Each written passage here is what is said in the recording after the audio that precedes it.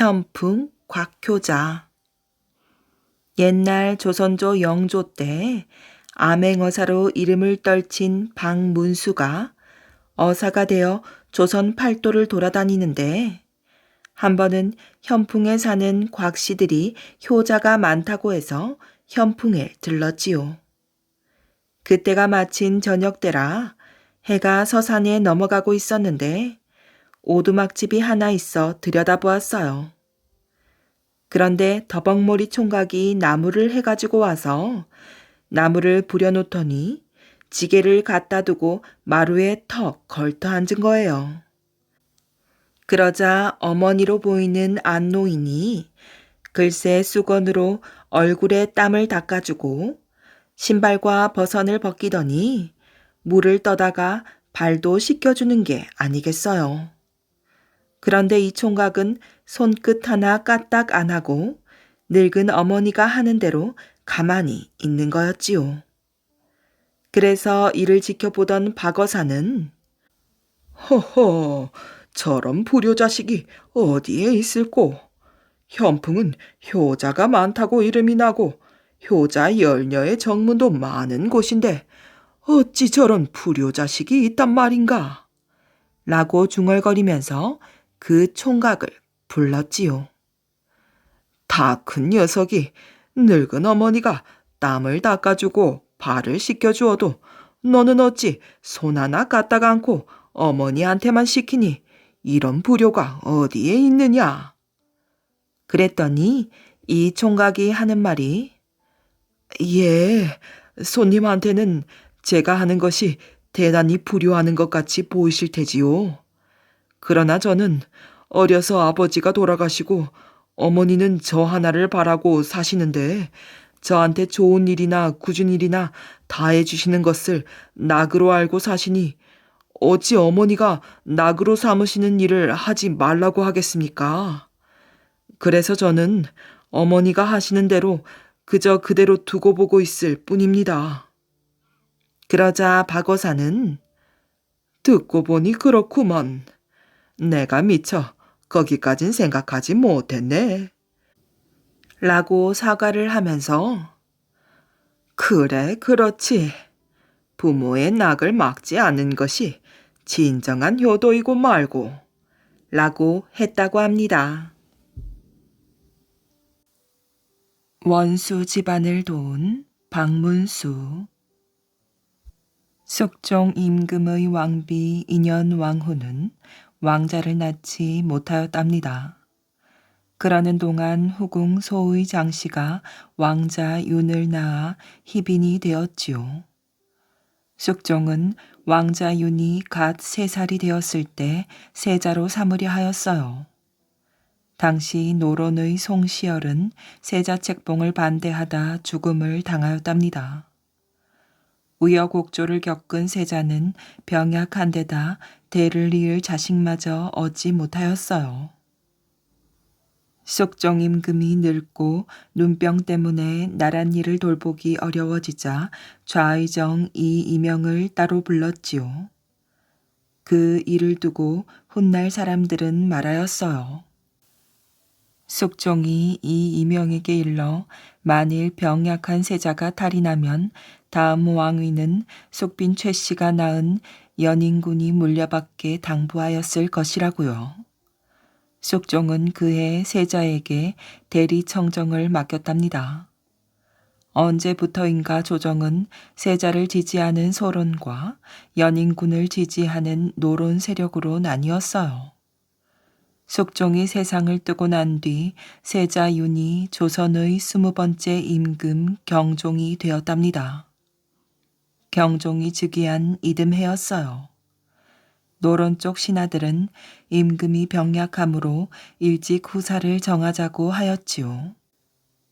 경종은 선뜻 연인군을 세제에 책봉하였어요. 세제란 왕위를 이어받을 왕의 아우를 말한답니다. 노론은 연인군의 대리청정까지 주장하였어요. 그러자 소론 쪽 대신들이 반대하고 나섰답니다. 반대가 워낙 드세자 경종은 연인군의 대리청정을 거두었어요. 소론의 공세는 거기서 그치지 않았답니다. 연인군의 대리청정을 건의한 이이명, 김창집, 조태채, 이건명 등 노론의 사대신을 탄핵하고 유배 보낸 것이었어요. 다음 해에는 기어코 피를 부르고 말았답니다. 서로는 노론이 경종을 죽이려는 역모를 꾀하고 있다고 몰아세웠어요. 이 일로 유배를 갔던 노론의 사대신이 모두 죽음을 당하였지요. 그나마 조정에 남아있던 노론 신하들도 쫓겨나거나 죽음을 당하였어요. 이후로 조정은 온통 소론 세상이 되었답니다. 권력을 쥔 소론은 반대파를 가혹하게 탄압하였어요. 그러나 경종은 즉위한 지 4년 만에 세상을 뜨고 말았지요. 뒤를 이어 연인군이 왕위에 오르자 상황이 바뀌었어요. 연인군을 지지한 세력은 노론이었던 것이랍니다. 새로 즉위한 영조는 그동안 노론과 소론이 벌인 반목과 다툼, 반대파를 죽음으로 몰아넣은 끔찍한 일들을 너무도 잘 알고 있었어요. 그러므로 노론, 소론 가리지 않고 신하를 고루 등용하는 이른바 탕평책을 펼쳤답니다. 다시 조정으로 돌아온 노론은 억울하게 죽은 4대 신의 명예를 회복해달라고 하였어요. 특히 조태채의 죽음을 아쉬워하는 이가 많았답니다. 이우당 조태채 일가는 원래 소론 쪽이었어요. 그러나 당파를 떠나 노론 쪽 주장이 옳다 하여 이이명, 김창집, 이건명과 함께 뜻을 같이 하였답니다. 그 때문에 소론의 미움을 받아 유배지 진도에서 죽음을 당한 것이었어요. 조태채를 비롯하여 지난날 억울하게 죽은 대신들의 명예와 벼슬을 되찾아 주어야 한다는 주장과 안 된다는 주장으로 조정은 다시 시끄러웠답니다. 끔찍한 권력 다툼이 되풀이 되는 듯 하였어요. 박문수는 그때까지 소론 쪽 사람들과 어울렸답니다. 그런데 조정은 다시 노론 세상이 되었어요. 그나마 영조가 탕평책을 펴면서 겨우 다시 조정으로 돌아올 수 있었답니다. 박문수가 대궐에서 숙직을 하던 날이었어요. 밥을 먹는데 그날따라 콩나물 반찬이 나왔답니다. 박문수는 콩나물을 집어 대가리만 똑똑 떼버렸어요. 꼭 넋이 나간 듯 하였지요. 이상히 여긴 동료가 물었답니다. 어찌 그러시오? 박문수는 그제야 화들짝 깨어난 듯 정색을 하였어요. 아, 콩나물 대가리 말인가? 콩나물 대가리야 어차피 떼버리는 게 아니던가? 박문수는 그렇게 얼버무렸답니다. 그러고 보니 콩나물을 한자로 쓰면 태채였어요. 생각해보니 조태채는 도량이 넓고 생각이 깊으며 해학이 넘친 장부였답니다. 비록 소론의 미움을 사서 죽음을 당하였지만 그 인품과 충절은 여러 신하가 따를만 하였어요. 박문수는 내색하지 않았지만 조태채의 아들 관빈에게도 각별한 관심을 기울였답니다. 그런데 어느 날 관빈이 임금의 뜻을 거스르는 상소를 한 일로 관빈을 경계하던 신하들이 그를 극형에 처하라며 들고 일어났어요. 그때 박문수가 나서서 아뢰었지요. 관빈이 크나큰 죄를 지었다면 마땅히 목을 베어야 할 것입니다. 하오나 지금 빌미가 되는 일쯤은 죽일 만한 죄가 되지 않사옵니다. 임금이 물었어요. 관비는 경의 원수가 아니오. 관비는 소론의 반대파가 아니냐는 것이었어요. 박문수가 다시 아뢰었지요. 서로 생각과 입장이 달라 원수가 될 수는 있으나 사사로운 일로 큰 판단을 그르칠 수는 없사옵니다. 성상께서 기어이 관빈을 죽이시려면 차라리 신의 원수를 갚기 위하여 죽이시겠다고 하옵소서. 임금은 크게 느낀 바가 있어 고개를 끄덕였어요.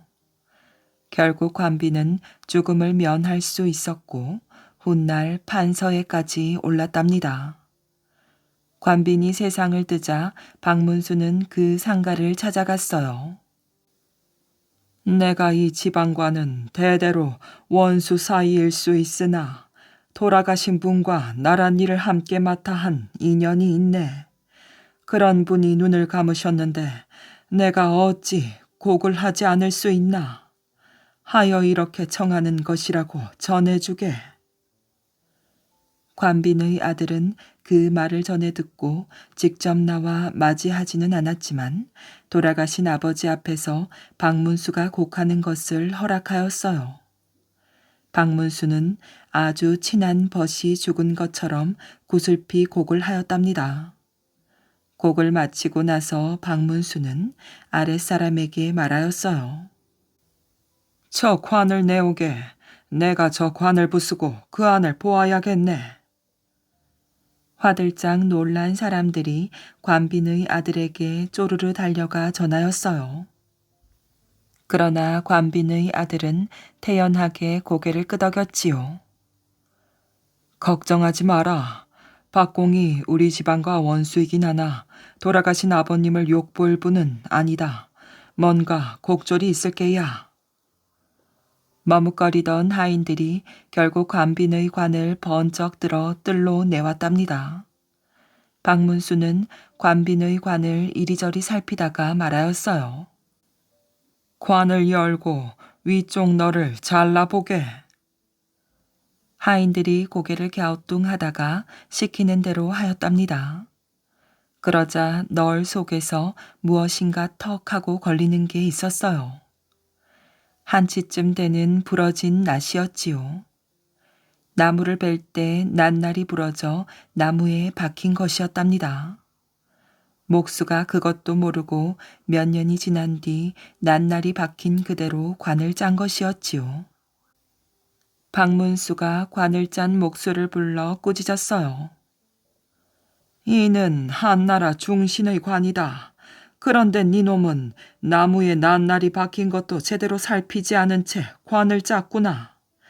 돌아가신 분의 넋이 깃들 집인데 내 놈의 마음 씀씀이가 어찌 이러하냐. 이래서야 돌아가신 분이 어찌 마음 편히 쉬실 수 있겠느냐. 박문수는 다시 관을 짜게 하여 장례를 치르게 하였답니다. 이 일로 두 집안이 드러나게 어울리지는 않았지만 어려움이 있으면 서로 나서서 힘껏 도와주었답니다. 판서들을 속인 박문수의 익살. 내헌 박사수는 경종 3년 문과에 급제하였어요. 영조 3년에 승지가 되었고 대사헌, 영남 안무사, 황해도와 평안도 감사를 거쳐 호조 판서, 우참찬에 이르렀지요.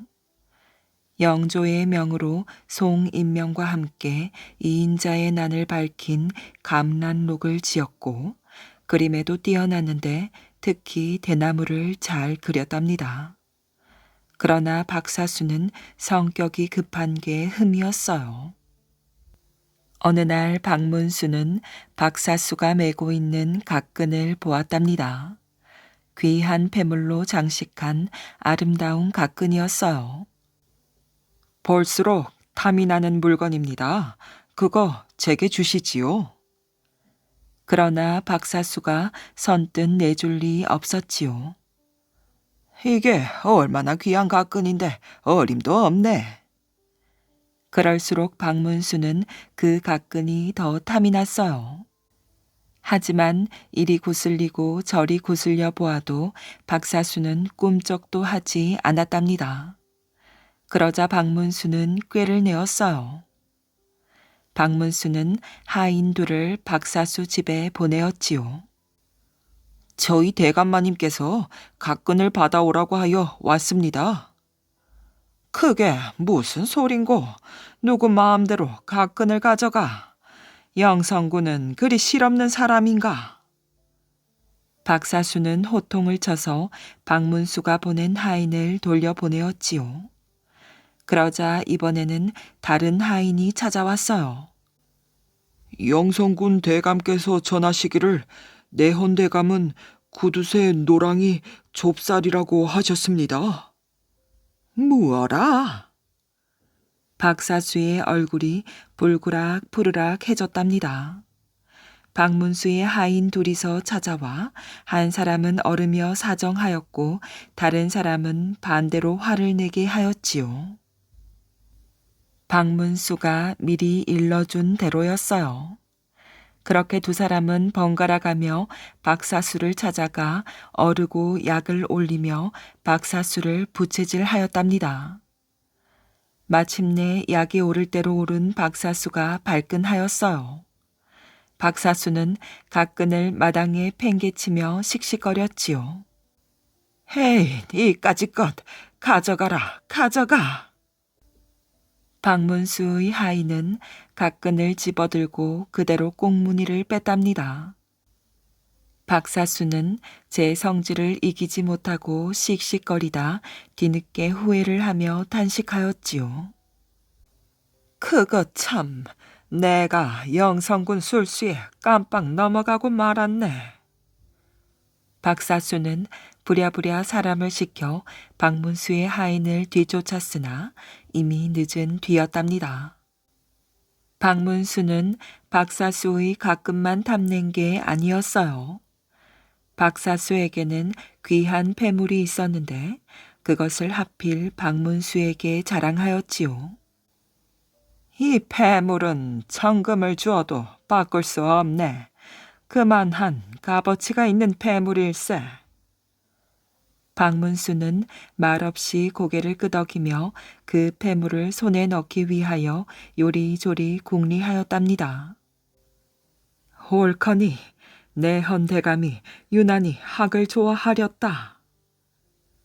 박문수는 제 집 하인을 불러 말하였어요. 우리 집에 백학이 있지 않느냐. 치자 열매로 깃털을 노랗게 물들여 놓게. 하인은 영문도 모른 채 시키는 대로 하였답니다. 그래, 영락 없이 황학이 되었구나.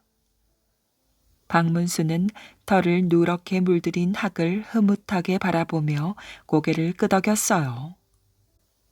박문수는 그 학을 뒤뜰에 풀어놓고 뒤뜰 정자에 술상을 차려 놓으라고 일렀지요. 그날 박문수는 박사수를 집으로 불러 대접하였답니다. 정자에서 둘이 한참 이런저런 이야기를 나누고 있는데 갑자기 황학 한 마리가 소나무 사이에서 아른거렸어요. 박사수의 눈이 휘둥그레졌지요. 가만, 저건 황학이 아닌가? 신선이나 타고 다닌다는 선학이 분명한데 공은 어디서 저런 귀한 영물을 얻었는가? 박사수는 치자로 노랗게 물들인 학에서 눈을 떼지 못하고 흥분하였답니다.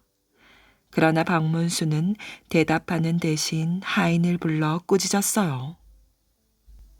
어찌 귀한 선학을 풀어놓아 소란스럽게 하느냐. 빨리 우리에 가두어 놓게. 하인이 치자로 물들인 학을 몰고 황급히 물러났답니다. 그럴수록 박사수는 더 안달이 났지요. 희복의 영성군, 어찌된 영문인가. 그 황학을 다시 한번 자세히 보여주게. 박문수는 느긋하였어요. 허허, 대감. 하찮은 짐승에 뭘 그리 미련을 두십니까? 박사수가 계속 간청하여도 박문수는 딴청만 피웠어요. 박문수가 꿈쩍도 하지 않자 박사수는 그만 버럭 화를 내며 일어섰지요.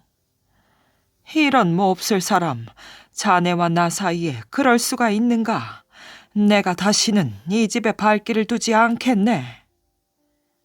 박문수는 그제야 짐짓 못 이기는 척 고분고분 말하였답니다. 풍악산에 친한 벗이 사는데 어느 날 영랑고개에서 저 학을 잡았다고 합니다. 세 장에 넣어 제게 보냈는데 그동안 내지중지 기르며 정이 들었지요. 아주 귀한 영물이라 뒤뜰에 꼭꼭 숨겨둔 것입니다. 대감께서 이미 보셨으니 할 수 없이 한 번만 더 보여드리겠습니다. 박문수는 다시 하인을 불러 학을 섬돌 앞으로 몰고 오라 하였어요.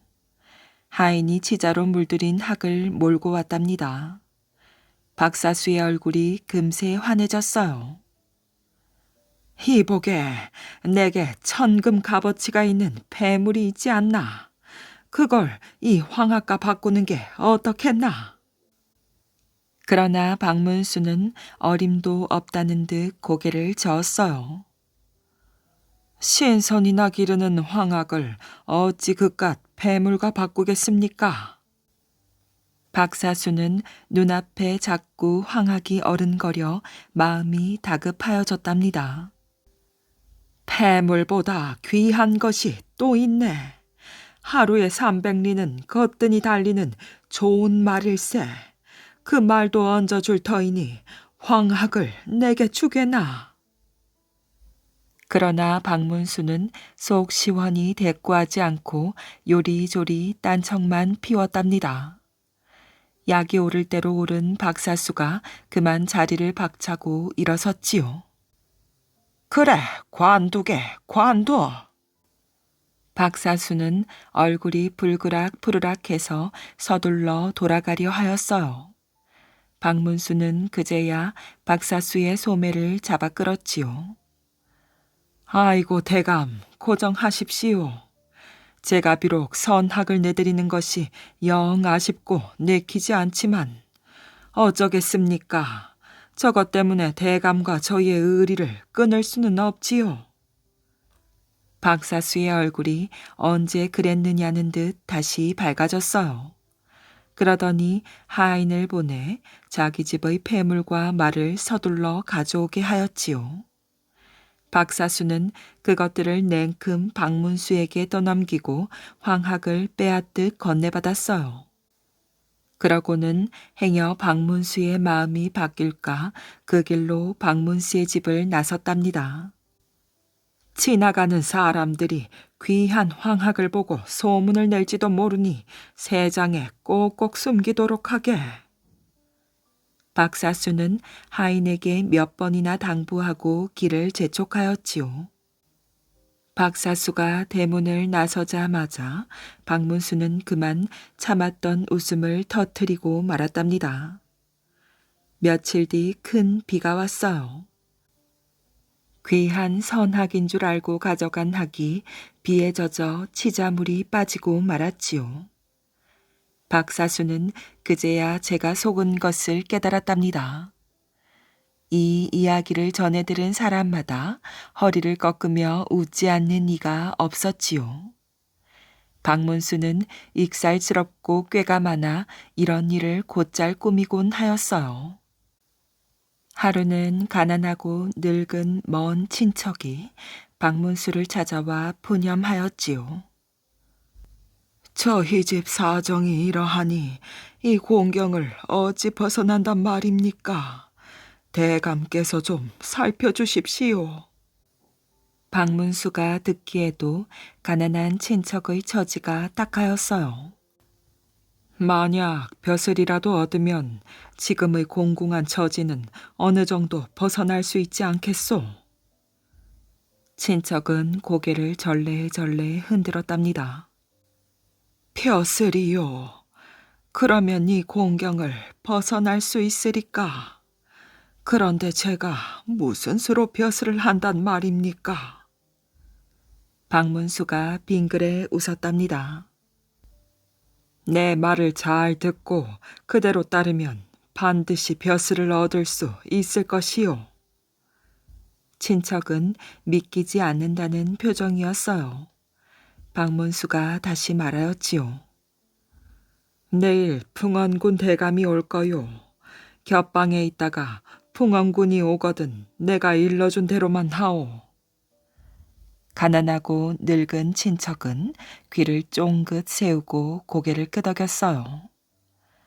풍원 부원군 조현명은 이인자의 난때 박문수와 함께 종사관으로 있으면서 공을 세운 인물로 이때 이조 판서를 지내고 있었지요.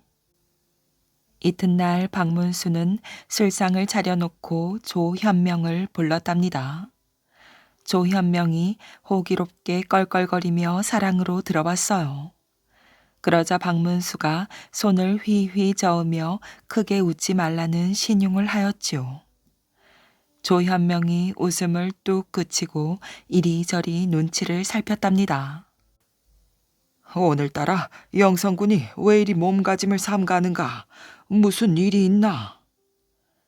박문수는 손가락을 입에 세우고 소리를 더욱 낮추었답니다. 호남에 사는 친척 어른이 찾아오셨네. 학식과 덕망이 높아 사리가 밝고 분명한 분이라네. 마침 겹방에 계시니 수선 떨지 말게나. 그때 기다렸다는 듯 겹방에서 호통 소리가 들려왔답니다. 백성의 모범이 되어야 할 벼슬아치가 어찌 이리 말과 몸가짐을 삼가지 않아 요란하고 부산스러운가. 박문수가 냉큼 허리를 숙이고 겹방으로 들어갔어요. 고정하십시오, 어르신. 마침 허물없는 벗이 찾아온 까닭으로 그리 되었습니다. 겹방에서 나누는 말이 조현명의 귀에 생생하게 들려왔어요. 아무리 허물없이 친한 벗이라도 그렇지. 그럴수록 마땅히 서로 공경하여 언행을 삼가는 걸세. 조심하겠습니다. 그러니 노여움을 푸시지요. 박문수가 공손히 대답하고 물러나왔답니다. 그러자 조현명은 조금 전과는 달리 자세를 바로 하고 박문수에게 은근히 물었지요. 저 어른의 함자가 어찌 되는가? 박문수가 소리를 낮춰 친척의 이름과 사는 곳을 알려주었어요. 조현명이 고개를 끄덕이더니 처음 사랑에 들어설 때와는 사뭇 다르게 겹방의 눈치를 살피며 조심하였답니다. 조현명이 돌아가자 박문수는 가난하고 늙은 친척에게 말하였어요. 이제 곧 무슨 벼슬이든지 얻게 될 것이니 이 일로 조금이나마 근심을 덜었으면 좋겠소. 며칠이 지나자 과연 가난하고 늙은 친척에게 궁궐이나 관청의 공사 감독을 하는 감역이라는 벼슬이 내려졌답니다. 조현명은 박문수의 집에서 겪은 일로 박문수의 먼 친척이 그만한 품행이라면 그 자리를 맡길 만하다고 생각한 것이었답니다. 배포 큰 젊은 선비 박문수. 비가 오고 있었답니다. 가마꾼의 발걸음도 점점 빨라지고 있었지요. 가마에는 빗줄기를 가리느라 삿갓을 씌워 놓았는데 유난히 키가 작은 사람이 타고 있었답니다. 가마를 호위하는 사람들의 위세로 보아 지체 높은 벼슬아치임이 분명하였지요. 가마에 앞서서 호위꾼들이 길 가는 사람들을 휘휘 내몰았어요. 사람들이 화들짝 놀라 길가로 물러섰지요. 그때 맞은편에서 새파랗게 젊은 선비가 나귀를 타고 있었답니다. 젊은 선비는 호위꾼들의 위세에도 아랑곳하지 않고 느릿느릿 나귀를 몰았어요. 일부러 가마 앞을 막아서는 것 같았지요. 그 바람에 가마꾼들이 발걸음을 뚝 멈추었답니다. 호위꾼들의 인상이 험악해졌어요. 저, 저놈이 어느 행차라고 버르장머리 없이 막아선단 말이냐? 냉큼 물러서지 못할꼬. 그런데도 나귀를 탄 젊은 선비는 느긋하였지요. 그다지 바쁠 것도 두려울 것도 없다는 듯 가마 앞에서 어물거렸답니다. 비켜서라, 명곡 대감 행차시다. 겁을 먹고 길가로 물러나 있던 행인들이 웅성거렸답니다. 명곡 최석정 대감. 가마에 탄 유난히 키가 작달막한 벼슬아치는 쑥종 때 재상 최석정이었답니다. 최석정은 현종 12년인 1671년 문과에 급제하여 승정원 동부승지, 2조 참판, 한성부 판윤, 2조 판서를 거쳐 숙종 23년에 우의정이 되었답니다. 두 해 뒤에는 좌의정이 되어 궁중의 학문과 문화사업을 맡은 홍문관의 대제학을 겸하였지요. 최석정은 성리학은 물론 명나라에서 일어난 양명학에도 두루밟았고 글씨와 문장에도 뛰어났답니다. 그리하여 조선 역대 임금의 업적을 담은 국조보감 속편과 각 도의 지리와 풍속을 모은 여지승람을 다시 펴내는 데 큰 역할을 하였어요. 또 조선에 전해온 산술법을 정리하여 구술약을 펴내었지요. 혼민정음을 알기 쉽게 풀어쓴 경세정운 도설은 물론 얘기 유편도 지었답니다. 가마 호위꾼들이 젊은 선비를 나귀에서 끌어내려 잡아왔어요. 가마 위의 최석정은 새파랗게 젊은 선비를 굽어보며 물었지요. 어디 사는 누구인고? 젊고 앳된 선비는 두려운 기색도 없이 꿋꿋하게 대답하였답니다. 회현방에 사는 박문수라고 합니다. 최석정이 다시 물었어요. 어찌하여 바쁜 행차를 막았느냐? 박문수가 고개를 들었어요. 이 가마가 정승대감의 행차인 줄 알았으면 감히 어찌 길을 막았겠습니까? 또한 여럿이 가마를 호위하고 그 가마마저 삿갓에 가려 있어 소인은 대감의 행차인 줄 꿈에도 몰랐습니다. 박문수는 한치의 거리낌 없이 능청스레 말하였어요. 어허, 요런 맹랑한 놈 보게. 그래도 그렇지. 삿갓 때문에 내가 보이지 않았다니. 이놈이 내가 작달막하다고 아예 놀리고 있구먼. 최석정의 입가에 희미한 웃음이 감돌았답니다. 요 맹랑한 선비가 궁금해진 것이었지요. 그래, 회현방의 박문수라고 했겠다. 무엇하는 위인인고? 아직 별로 내세울 것 없는 한량에 지나지 않습니다. 하오나 대감께서 지으신 하락변수는 달달 외고 있습니다. 하락변수는 최석정이 구수략에 소개해 놓은 수식이었어요. 이에 따르면 숫자를 위아래로, 옆으로, 그리고 대각으로 더해도 그 합이 언제나 똑같게 된답니다. 그 책을 보았느냐? 더하고 빼고 곱하고 나누는 숫자의 오묘한 이치를 엿본 듯합니다. 더구나 그 많은 하락 변수의 꼼꼼함과 기발함에 탐복하였습니다. 어리석은 소생에게 그 이치를 깨우쳐 주신 대감을 이렇게 배우니 캄캄한 제 마음이 밝은 등불을 마주한 듯하옵니다. 박문수는 신이 나서 하락 변수를 읊었답니다. 최석정은 고개를 끄덕이며 잠자코 들었지요. 아무래도 젊은 선비가 가마를 막은 것은 우연이 아님이 분명하였어요. 최석정은 박문수에게 이것저것 한참을 더 물었답니다. 젊은 선비 박문수는 겁도 없이 재상의 행차를 맡고는 늙은 재상을 놀리기까지 하였지요. 하지만 최석정은 박문수의 배포를 높이사 너그러이 받아넘기고 놓아주라 하였답니다. 박어사와 가난한 여인. 강원도 산골하고도 아주 깊은 산골에 영감내외가 살았답니다. 영감내외는 아들과 며느리 그리고 손주들과 함께 살았어요. 내외란 부부라는 말이지요. 마을 전체라고 해봐야 18가구인데 모두들 가난하게 살았답니다. 산골이다 보니 농사도 잘 안 되고 나물이나 약초를 캐어 먹는데 신통치가 않았지요.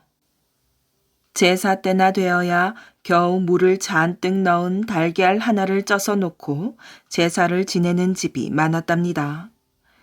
달걀을 제사 때나 겨우 입맛으로 먹어보는 그런 마을이었어요. 강원도 산골에서 1년 내내 가야 동해 바다에서 그 흔하게 잡히는 명태 한 마리도 사 먹기가 어려웠어요. 생선 장수들은 생선 한 마리 사 먹을 사람이 없다고 벌써 몇 년째 그 마을에 발을 끊었답니다. 동태나 꽁치 사려, 자반도 사려. 어느 날 그 마을에 생선 장수가 생선을 팔러 갔어요. 세월이 흘러 많이 달라졌으니 이제는 이 마을도 형편이 좀 나아졌겠지. 하고 생선을 팔러 갔던 것이에요. 생선이 뭐지? 얼씨구 생선 장수가 생선을 사라니 생선이 뭐냐고 묻는 아이들이 있었답니다. 생선 장수는 산골 마을 사람들이 기가 막혔어요.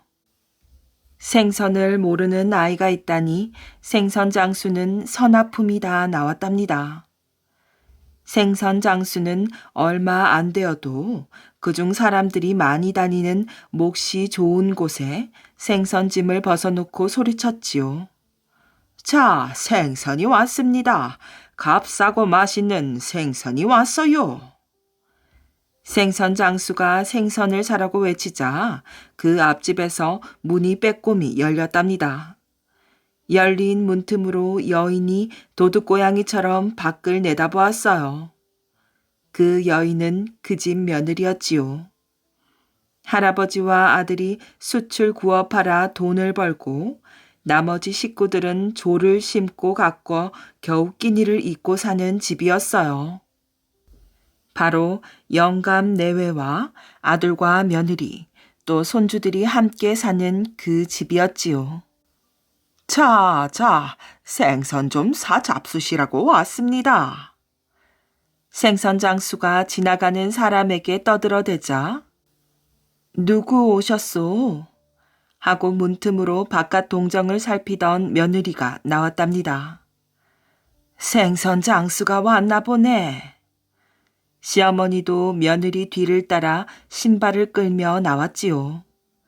사람들이 모이기 시작하자 생선 장수는 생선을 좀 팔 것 같은 생각이 들었답니다. 기분이 억수로 좋아진 생선 장수는 물 좋은 생선이 왔어요. 한 마리라도 더 팔려고 더 크게 소리를 질렀지요. 어떻게 생긴 생선인지 구경이나 좀 합시다. 며느리 뒤를 따라 나온 시어머니가 끼어들었어요.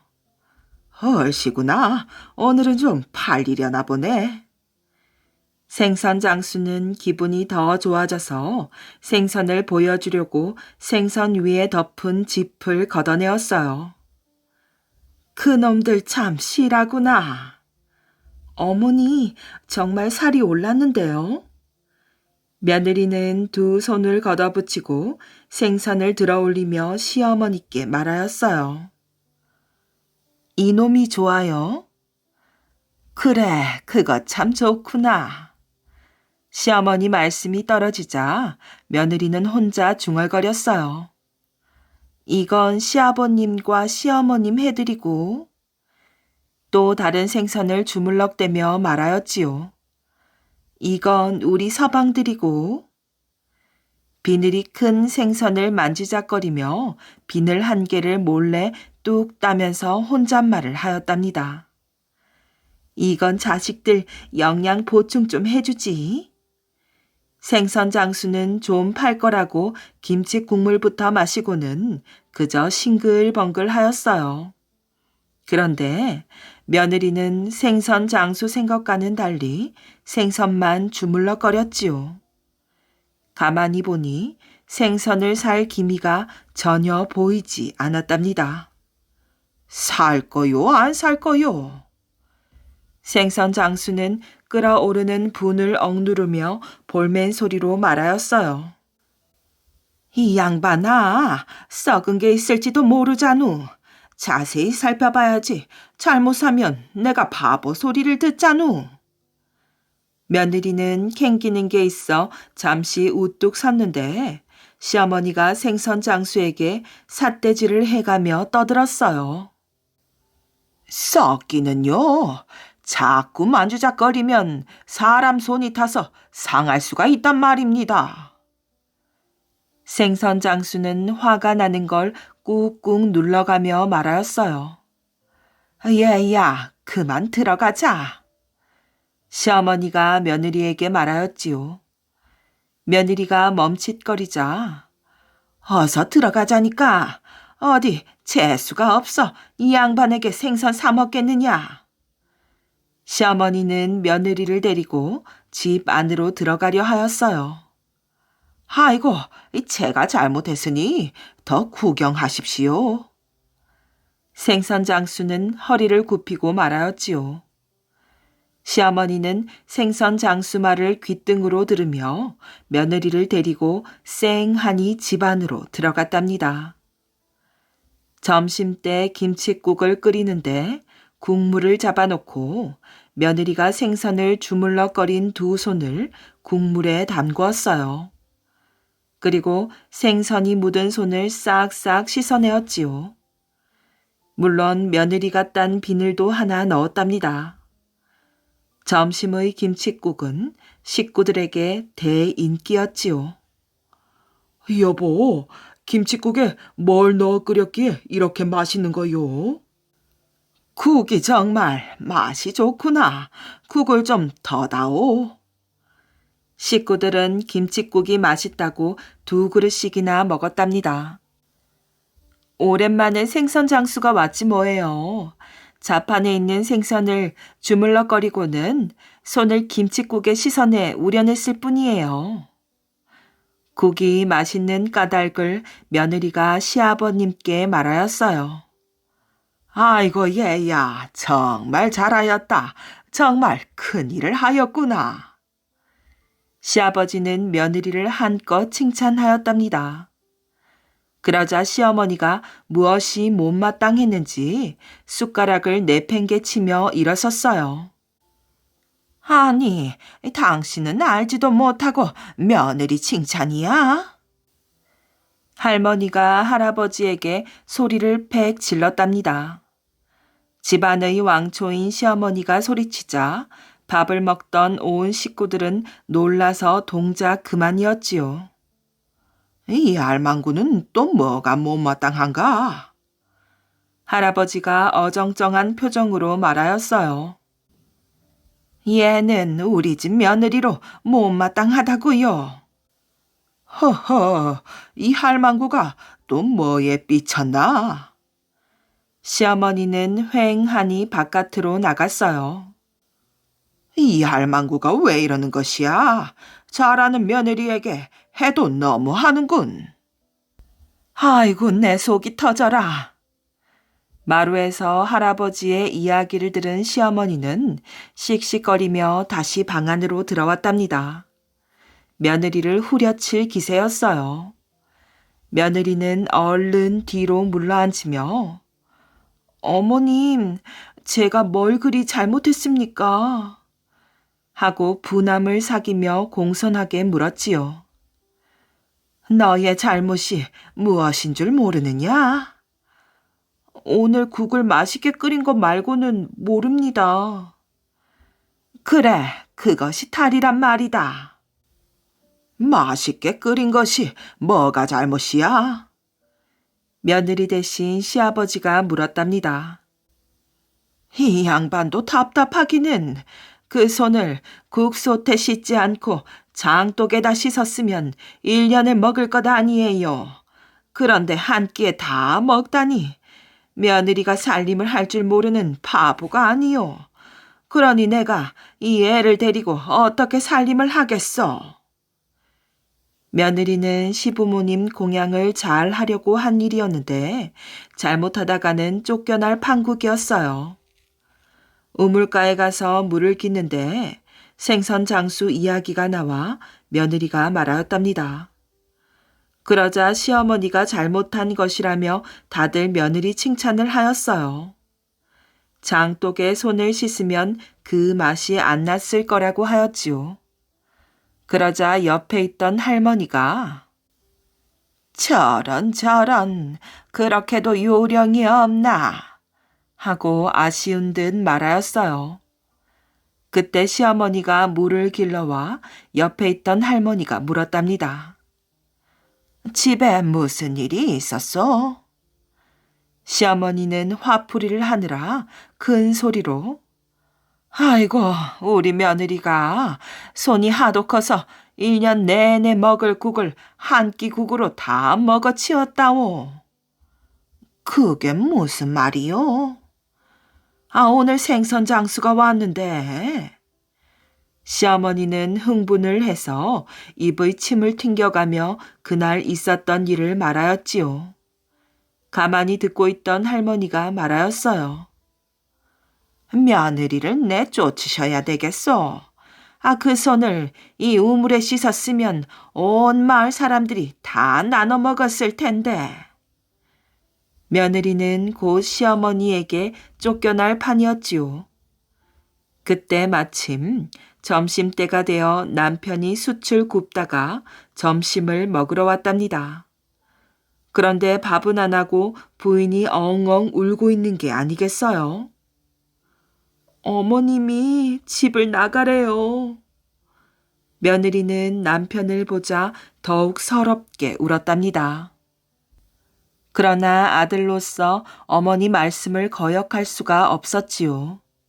그렇다고 아내를 나가도록 그냥 둘 수도 없었어요. 산골로 시집을 오겠다는 여자가 없어 늦은 나이에 겨우겨우 장가를 가는데 이 여자가 집을 나가면 다시 장가 가기는 아주 그른 게 아니겠어요. 아들은 아내 이야기를 들을 수도 없고 그렇다고 어머님 이야기를 들을 수도 없고 이러지도 저러지도 못할 형편이었어요. 엄마, 가지 마세요. 어린 아이들은 엄마 치맛자락에 매달려 밖으로 나가려는 엄마를 잡고 늘어졌어요. 시어머니는 아이들을 떼어놓으며 며느리를 대문 밖으로 몰아세웠지요. 너 같은 건 필요 없으니 썩 나가거라. 바로 그때 길을 가던 암행어사가 그 같은 광경을 지켜보다가 시어머니에게 물었답니다. 대체 왜 그러시는 거요? 당신은 몰라도 되니 갈 길이나 가시오. 시어머니가 쌀쌀맞게 응답하였어요. 이번엔 며느리에게 물었답니다. 보아하니 내쫓김을 당하는 것 같은데 무슨 일로 그러는 것이요? 박어사가 묻자 며느리는 더 슬프게 울었답니다. 너무 억울합니다.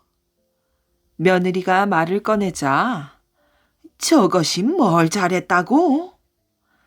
그러자 남편이 밖으로 나와 암행어사에게 모든 걸 다 말하였지요. 암행어사가 이야기를 들어보니 이 같은 효부가 없는 것이었어요. 참으로 효부로구나. 암행어사는 몹시 기뻤지요. 산골이지만 이렇게 마음이 아름다운 여인이 있다니 말이에요. 암행어사는 온 마을 사람들을 불러놓고 말하였답니다. 여보시오, 미안하오. 웬 나그네가 미안하다고 하자 산골 사람들은 이상한 눈길로 바라보았어요. 저는 이 마을을 지나던 암행어사입니다. 암행어사? 암행어사라는 말에 모두들 놀라 허리를 굽히고 또 땅에 엎드렸지요. 이 산골에 웬 암행어사지? 마을 사람들은 어리벙벙 하였어요. 내 조선 팔도를 다녀봤어도 이렇게 못 사는 마을이 있는 줄은 몰랐소이다. 내 이 고을 사또한테 기별을 해 쌀과 생선을 갖다 주라고 할 것이요. 암행어사는 이렇게 말을 남기고는 유유히 가던 길을 갔답니다. 조금 있다가 고을 사또가 쌀과 생선을 가져왔지요. 이 마을에 효부가 산다는데 집이 어딘가? 하고 며느리 집을 찾았어요. 사또는 며느리 집에 방문해 그 며느리를 칭찬하고 큰 상을 내렸답니다. 그리고 산골 마을 집집마다 쌀 한 가마와 생선 2마리씩을 나눠주었지요. 산골 사람들은 며느리 덕분에 귀하디 귀한 생선 맛을 보게 되었어요. 그리하여 산골 마을 입구에는 며느리를 칭찬하는 효부 며느리 비가 세워졌다고 한답니다. 사또의 사냥길. 어사 박문수와 돌쇠가 산길을 걷고 있었어요. 날이 여기가 어디쯤입니까? 문경세제를 조금 전에 넘었다. 그럼 이제부터는 문경고을이군요. 그런 셈이지. 그때였어요. 말을 멈춘 박어사가 귀를 기울였어요. 잠깐, 어디서 아기 울음소리가 들리는구나.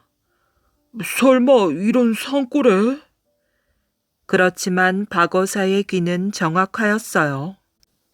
저쪽이다. 어서 뛰어가 봐라. 예, 나리. 잠시 후 돌쇠가 아이를 안고 오며 소리쳤어요. 나리, 이 깊은 산속에 이 조그만 아이가 울고 있었습니다. 돌쇠가 팔에 안고 온 아이는 2살쯤 된 건강한 아이였어요. 괴상한 일이로다. 이런 깊은 산속에 어린애가 버려져 있다니. 아무튼 어서 안고 가자꾸나. 여기에 그냥 버려두었다간 산짐승의 먹이가 되기 십상이야. 박어사와 아이를 안은 돌쇠가 몇 발짝 옮겼을 때였어요. 뒤쪽에서 여인의 흐느낌 소리가 들려왔답니다. 돌쇠야, 그 아이 이리 주고 울고 있는 여인을 찾아보아라. 예, 나리. 돌쇠가 이번에도 비호처럼 울음소리를 따라 뛰었어요. 잠시 후 돌쇠가 여인을 데리고 왔답니다. 얼마나 울었는지 눈이 퉁퉁 부어 있었어요. 보아하니 이 아이의 어머니인 듯한데. 예, 나리. 아이를 버리고 이 여인은 목숨을 끊으려 했나이다. 허허, 저런. 박어사가 혀를 찼어요. 아이를 본 여인이 다시 어깨를 떨며 흐느꼈지요. 울지 말고 어서 이 아이를 받으시오. 부끄럽습니다, 나리. 여인이 수줍게 아이를 받아 안았답니다. 자, 여기서 잠깐 쉬면서 아이를 버리게 된 까닭이나 들어봅시다. 말하다 보면 혹시 좋은 방도가 나올지도 모르는 일 아니겠소. 점잖은 박어사의 말에 여인이 마지못해 입을 열었어요. 여인의 성은 홍씨라고 하였지요. 홍 여인은 문경고을의 아주 깊은 산골에서 농사꾼의 아내로 행복하게 살고 있었어요.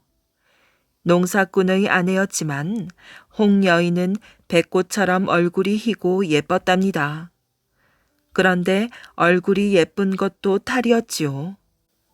마침 마을 뒷산에 사냥을 나왔던 사또의 눈에 띄고 만 것이었어요. 아니, 이런 깊은 산골에 저토록 아름다운 여인이 있었다니. 사또는 함께 사냥을 나온 형방을 시켜 홍 여인에 대하여 자세히 조사하게 하였답니다. 며칠 후였어요. 홍 여인의 남편이 느닷없이 포졸들에게 잡혀가는 사건이 일어났지요. 포졸들은 관가에 닿기가 무섭게 홍 여인의 남편을 형틀에 묶었답니다. 이놈, 네 죄를 네가 알렸다. 포졸들은 잊지도 않은 죄목을 달아 홍 여인의 남편을 신문하다가 옥에 가두어 버렸어요. 남편이 옥에 갇히자 홍 여인은 남편의 뒷바라지를 하려고 관가에까지 가게 되었지요. 홍 여인이 관가에 나타나자 형방이 다가와 말하였어요. 사또의 얘기만 잘 들으면 남편이 쉽게 풀려날 수도 있을 거라는 얘기였지요.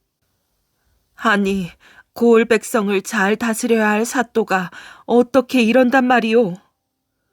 홍 여인은 형방의 말을 단번에 거절하였어요. 그러자 사또는 홍 여인의 남편에게 더 지독한 고문을 가하였답니다. 이것 보시오.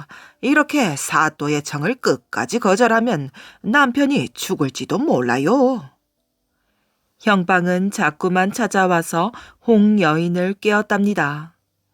사또의 청을 들어주면 남편도 풀어주고 전에 살던 집에서 행복하게 살 수 있을 것이라고도 말하였어요. 홍 여인은 더 이상 사또의 압력을 거절하지 못하였지요. 그렇지만 형방의 말은 모두 거짓이었어요. 홍 여인이 사또의 청을 들어주었지만 남편은 끝내 옥에서 숨을 거두고 말았답니다. 남편이 죽자 홍 여인은 아이와 함께 남편을 따라 죽어야겠다고 다짐하였어요. 그렇지만 벙글벙글 웃는 아이를 차마 자기 손으로 해칠 수가 없었지요. 그래서 아이를 남의 손에 맡긴 다음 목을 매려 했던 것이었답니다. 저런, 천하에 나쁜 사또가 있나? 어사는 홍 여인의 말을 들으며 몇 번이나 주먹을 쥐었어요. 사람의 목숨은 하나밖에 없는 소중한 것이오. 마음을 돌리고 우선 우리와 함께 주막으로 갑시다. 어사는 우선 홍 여인과 아이를 주막에서 쉬도록 하였어요. 그런 다음 조용히 돌쇠를 불러 무엇인가를 지시하였지요. 지체 말고 달려가거라. 시간은 모레 정오니라. 예, 나으리. 돌쇠는 재빨리 어디론가 달려갔어요. 이틀이 지난 후였지요.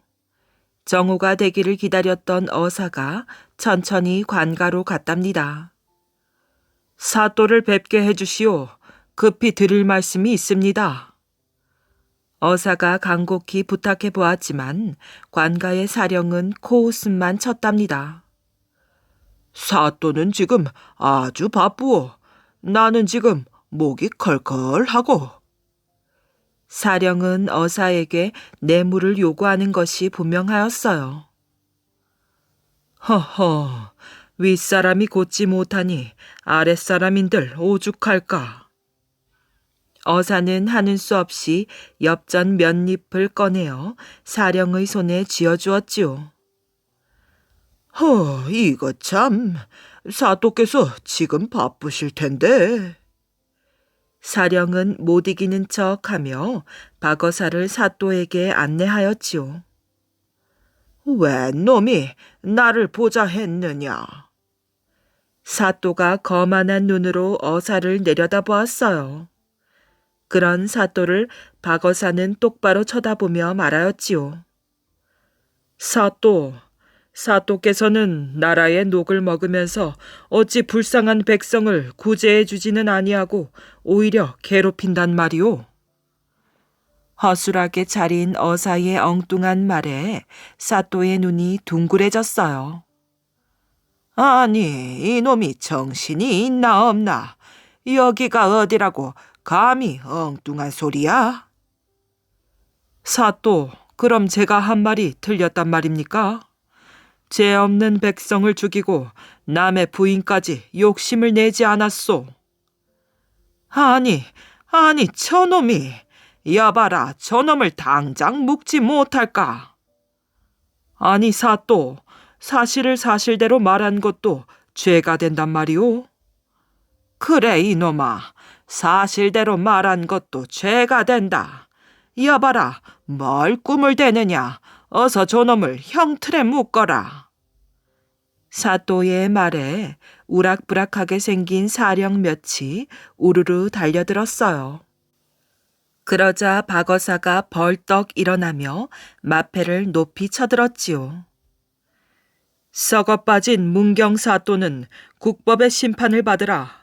여봐라, 나는 어사 박문수다.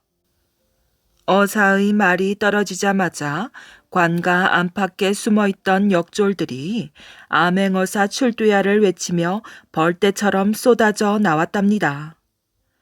썩어 빠진 문경 사또를 당장 잡아 꿀려라. 순식간에 벌어진 일에 문경 사또와 형방, 사령들은 넋이 빠진 듯 얼떨떨해졌어요. 그렇게 고을 백성들을 괴롭히던 문경 사또는 벼슬을 빼앗긴 채 경상도 감령으로 끌려갔지요. 문경 고을의 백성들은 뒤늦게야 암행어사가 출두한 것을 알았답니다. 포악한 사또 밑에서 고생하던 문경의 백성들은 유명한 암행어사 박문수의 얼굴을 보려고 관가로 몰려들었지요. 그러나 그때쯤 박어사는 벌써 문경 고을을 떠나 이웃 고을로 들어서고 있었답니다. 현명한 아이. 어느 늦은 가을날 박문수가 혼자 추풍령을 넘어갈 때 겪었던 일이랍니다. 어사가 아름다운 추풍령의 경치를 구경하며 고갯길을 내려오고 있는데 갑자기 젊은 사내 한 사람이 숲길에서 튀어나왔지요. 사내는 어사 박문수를 보고 다급하게 말하였어요. 선비님, 저를 좀 살려주십시오. 아니, 무슨 일입니까? 이렇게 훤한 대낮에 살려달라니? 사내는 이마에 흐르는 땀을 닦으며 말하였어요. 조금 있으면 산적들이 저를 잡으러 옵니다. 저도 그곳에서 산적 생활을 하다가 지금 도망쳐 오는 길입니다. 그래요? 사내의 말에 박문수는 얼른 커다란 고목나무를 가리키며 말하였지요. 우선 저 나무 뒤에 숨으시오. 고맙습니다, 선비님. 사내는 고개를 숙여 인사한 후 고목나무 뒤에 몸을 숨겼지요. 잠시 후 숲길에서 산적 세 사람이 달려왔어요. 계속 거라. 순식간에 박문수를 둘러싸고 산적들이 소리쳤지요. 무슨 일이시오? 막상 산적을 만나자 박문수도 무서워 벌벌 떨며 뒷걸음질을 하며 물었답니다. 조금 전에 이쪽으로 누가 달려왔을 것이다. 어디로 갔는지 본대로 말해라. 글쎄요. 박문수가 말을 흐리자 산적 하나가 문수의 멱살을 잡으며 소리쳤어요. 못 봤다고는 못하겠지. 틀림없이 이쪽으로 도망가는 것을 보았으니까. 박문수는 하는 수 없이 사내가 숨은 고목나무를 가리켰지요. 말하겠소. 저 고목나무 뒤에 숨었소이다. 그러자 새 산적들이 쏜살같이 달려가 숨어있는 사내를 끌어내었어요. 네 놈이 숨어있으면 우리가 속을 줄 알았더냐? 산적들은 금방이라도 사내를 죽일 것처럼 칼을 뽑아들었지요. 그때 추풍령에서 훈련을 받고 있던 한때의 포졸들이 산적이 칼을 휘두르는 것을 보고 달려왔어요. 포졸들이 나타나자 놀란 산적들은 사내와 박문수를 내버려 둔 채 산 속으로 도망쳤지요. 박문수는 다행히 아무 일도 일어나지 않았지만 산적들의 협박에 못 이겨 사내가 숨은 곳을 가르쳐준 자신이 너무 부끄러워 고개를 들지 못했답니다. 그날 저녁 추풍령을 내려온 박문수는 마땅한 숙소를 구하지 못해 서당을 찾아갔지요. 서당에는 많은 아이들이 있었는데 그 중에 한 아이가 총명한 목소리로 말을 하고 있었어요. 어사 박문수는 아이의 말에 귀를 기울였지요. 아이는 공자에 대한 이야기를 하고 있었어요. 어느 날 공자님께서 마차를 타고 길을 가고 있었는데 마침 길가에서 아이들이 성쌓기 놀이를 하고 있었어. 성쌓기 놀이가 뭔데? 이곳 저곳에 모래성을 쌓아서 가장 높이 쌓는 사람이 이기는 놀이야. 아이는 잠시 쉬었다가 다시 말을 이었지요. 아무튼 마차는 아이들이 있는 곳까지 오게 되었지. 당연히 마부는 아이들에게 비키라고 소리를 쳤어. 그때 한 아이가 대답했어. 뭐라고 했는 줄 아니? 글쎄. 아이들은 머리를 맞대고 궁리를 해보았지만 좋은 생각이 떠오르지 않는 모양이었지요. 잠시 후 한 아이가 물었답니다. 뭐라고 했는데? 그러자 아이가 빙그레 웃으며 대답하였지요. 그 아이가 공자님에게 말했지. 성을 쌓기 전이라면 비켜줘야겠지만 이미 성이 완성되었는데 어떻게 길을 비켜줄 수 있겠느냐. 그러니 당연히 마차가 돌아가야 된다고 말이야. 그러자 공자님은 마차에서 내려 소년에게 예의를 표시한 후 먼 길을 돌아서 갔다고 한단다. 이 아이의 이야기를 가만히 듣고 있던 박문수가 아이에게 물었답니다. 너의 이름이 무엇이냐? 갑작스러운 물음이었지만 아이는 조금도 당황하지 않고 또렷하게 대답하였지요. 천만석이라고 하옵니다. 좋은 이름이구나. 너는 후일 어른이 되면 무슨 일을 하고 싶으냐? 아이는 주저하지 않고 대답하였지요. 저는 많은 재물을 모아 헐벗고 굶주리는 사람들을 도와주고 싶습니다. 참으로 좋은 생각이구나. 박문수는 흡족한 얼굴로 고개를 끄덕였어요. 그러다 문득 떠오르는 생각이 있어 다시 물었지요. 내가 문제를 하나 낼 테니 한번 풀어보겠느냐? 예, 좋습니다. 아이는 눈을 반짝반짝 빛내며 대답하였지요. 박문수는 아이에게 자기가 추풍령 고개에서 겪었던 일을 마치 남의 일처럼 둘러대며 말하였어요.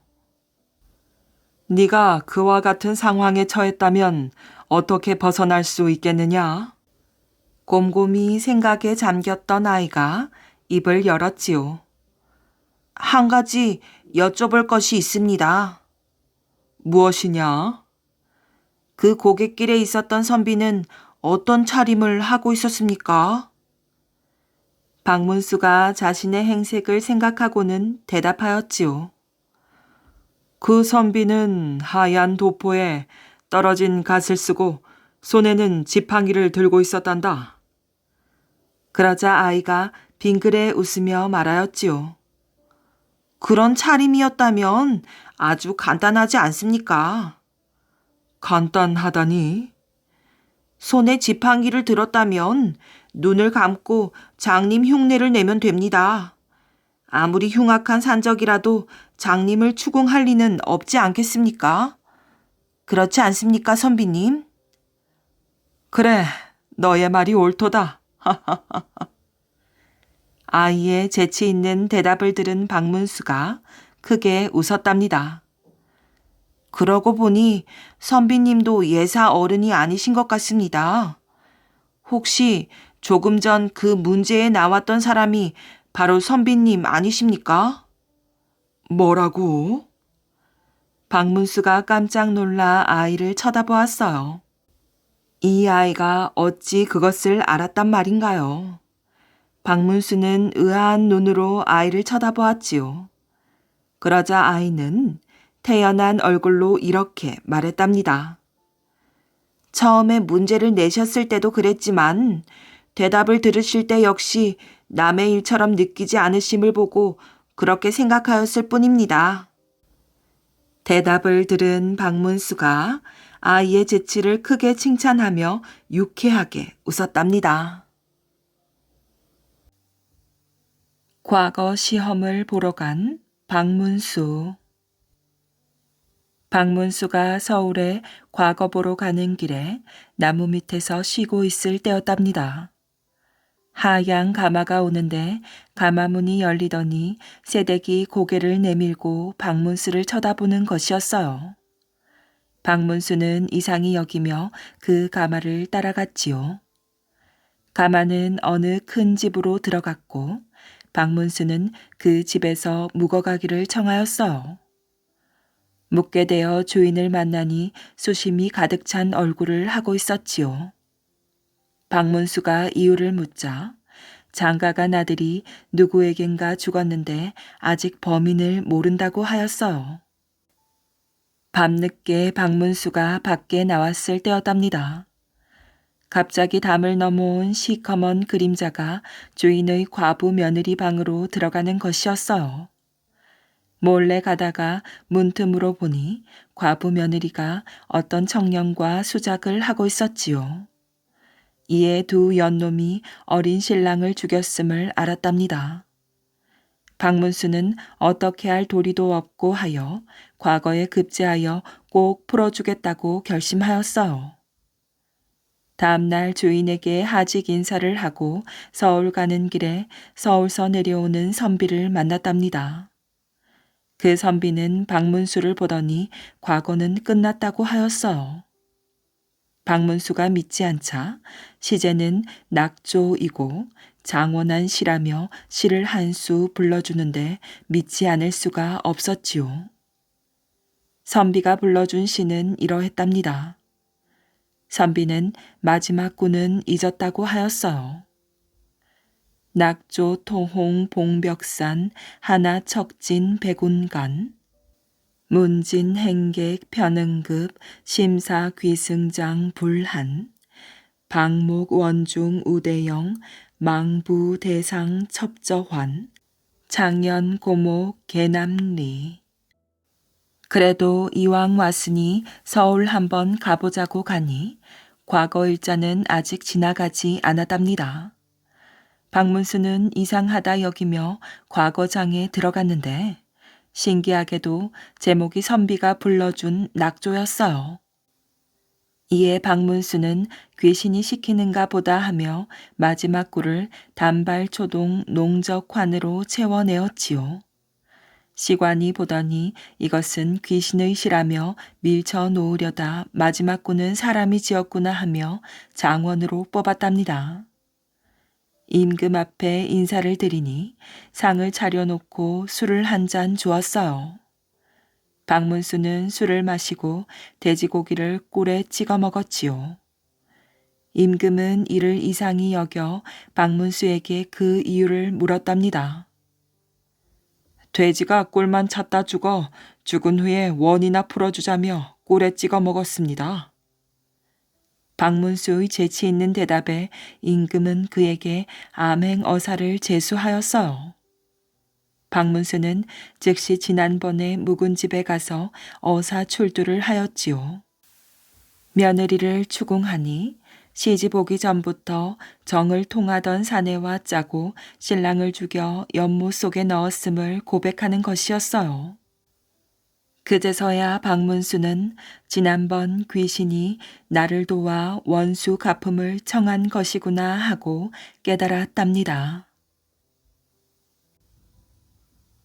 지방 수령의 본분. 경상감사가 자신이 다스리는 여러 고을을 차례로 돌며 각 고을의 사정과 민심을 두루 살폈답니다. 감사 일행은 순흥부에 이르러 잠시 부석사를 구경하기로 하였지요. 순흥은 물론 인근의 안동과 예천 고을의 원까지 나와 감사를 맞이하였어요. 그 덕분에 관아에서 잔심부름하던 각 고을 지인도 고을 원을 따라 부석사에 모이게 되었답니다. 고을 원과 구실 아치들이 감사를 만나러 간 사이 세 고을 지인도 서로 아는 척을 하며 안부를 나누었지요. 안동 지인이 갑자기 생각난 듯 허리춤에서 무엇인가를 꺼내었어요. 우리 숙부님이 순사또 어른을 매시고 있는 것은 다들 알지?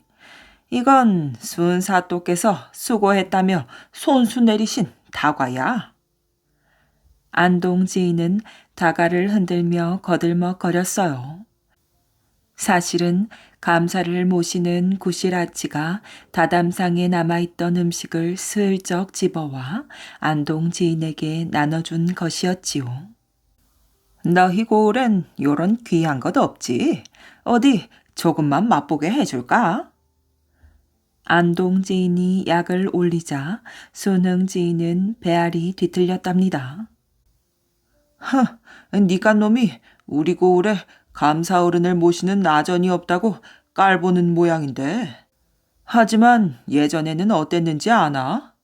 네 놈 윗대를 거슬러 올라가면 말이야. 너희 아전들이 우리 고을 아전들 발이나 씻겨주는 주제였다는 걸 알기나 해? 안동 지인이 발끈하였어요. 어찌 그런 일이 있을 수 있어? 억지도 적당히 부려야지. 그러나 순흥 지인은 고웃음을 쳤답니다. 이놈아, 듣지도 못했어? 고려 때 안 문성공이 바로 우리 순흥 사람이야. 그분이 임금의 명을 받고 사신으로 떠날 때였어. 문성공이 안동을 지나게 되었지. 그때 너희 고을 아전을 불러 발을 씻기라고 했다더군. 고려사에 버젓이 올라있으니 네 숙부께 물으면 알 것이야.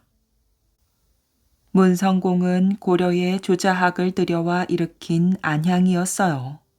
안동 지인은 그럴 리가 없다고 펄쩍 뛰었지만 순흥 지인은 고려사를 들먹이며 틀림없다고 하였지요. 순흥과 안동 지인은 저마다 그렇다 아니다 서로 옥신각신하며 점점 목청을 높였답니다. 예천 지인도 가만히 있을 수 없었어요.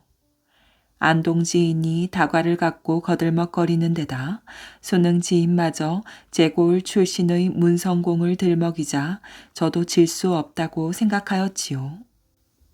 그리하여 슬그머니 다툼에 끼어들었어요. 너희들 그만해라 그만해.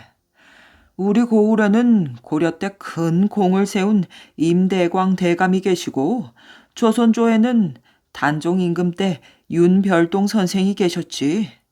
성균관 대사성과 예문관 제학을 지내셨고 학문이 높아 왕세자를 가르치셨던 분이야.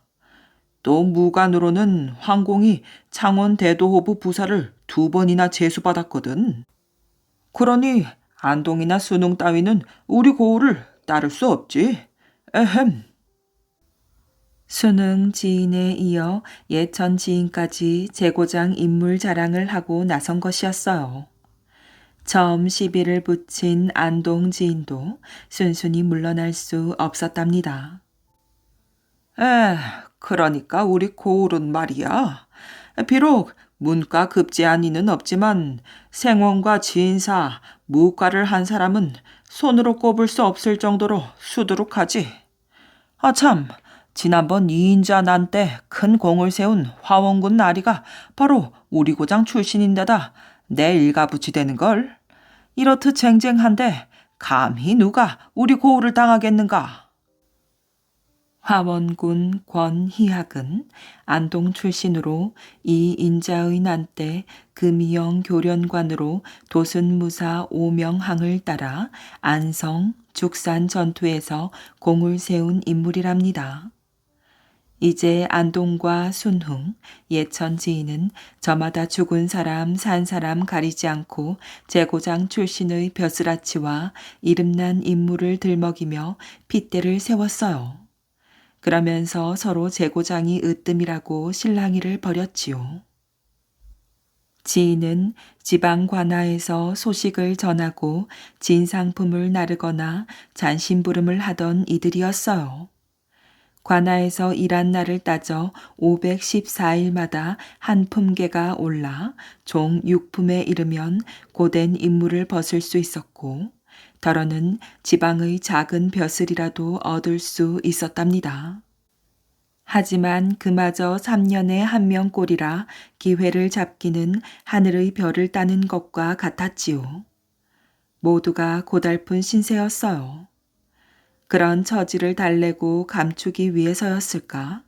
뜬금없이 시작된 말싸움이 자존심을 건 고을 자랑으로 번진 것이었지요.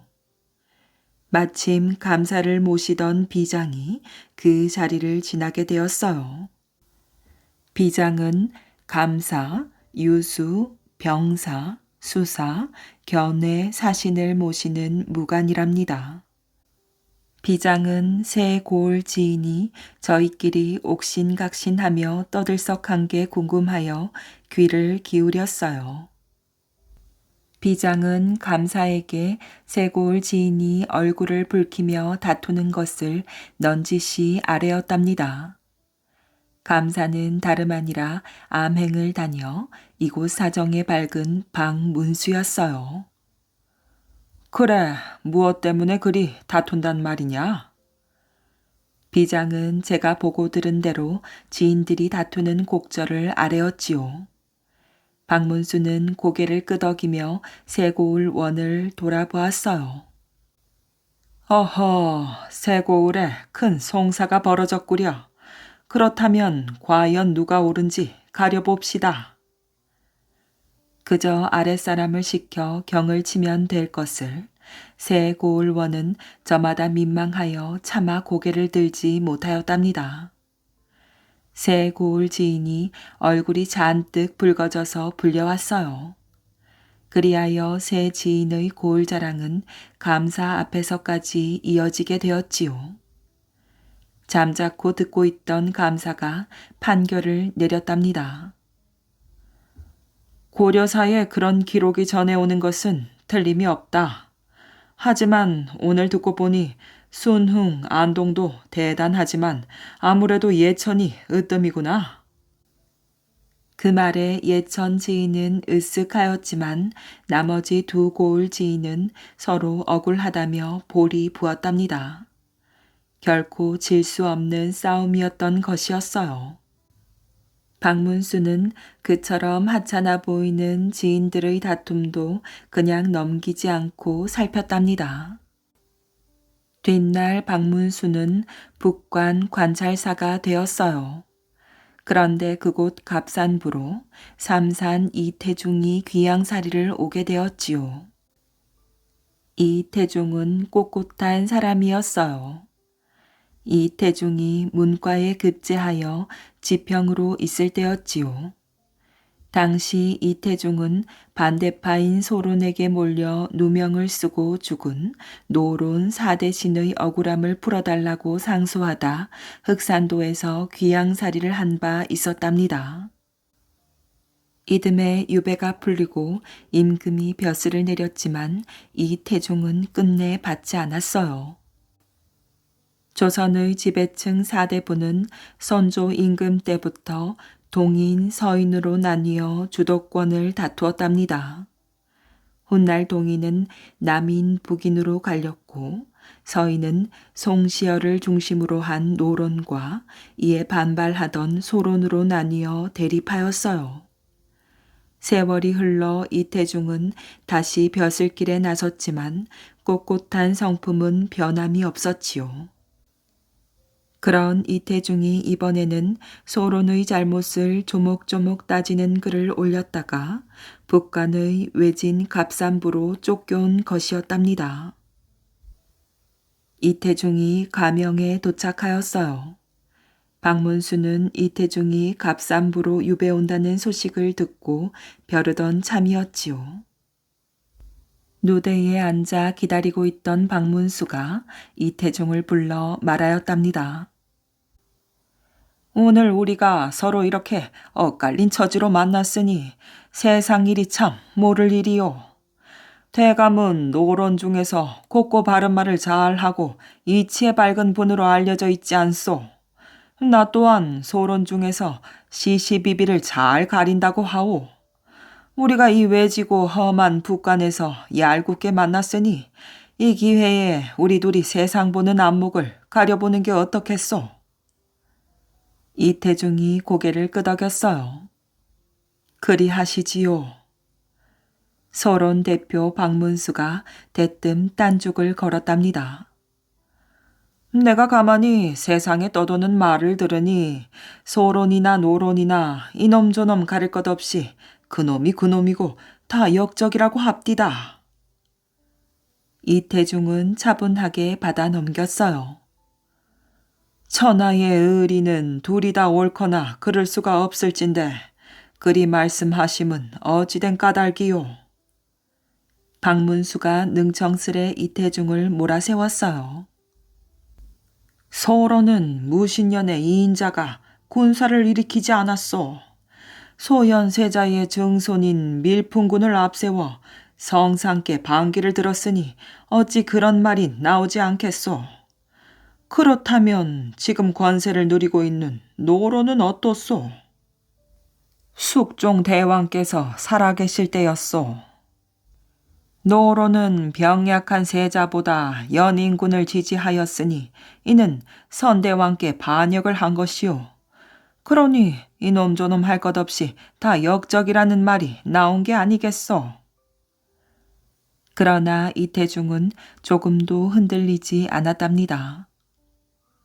하지만 노론은 군사를 일으켜 나라를 어지럽히고 성상께 불충한 적이 없습니다. 그런데도 대감께선 노론과 소론이 어찌 같다고 말씀하시오. 이미 대감께서 마음속에 품고 있는 생각을 숨기지 말라 하셨으니 바른 말을 하여도 책망하지 않으시겠습니까? 이태중은 역시 만만치 않은 상대였어요. 어차피 시비는 내가 먼저 붙였으니 그리 합시다. 박문수가 고개를 끄덕이자 이태중은 거침없이 말을 이었어요. 소론 가운데 아랫사람들이 이르기를 대감을 역적이라 하더이다. 박문수의 눈이 휘둥그레졌답니다.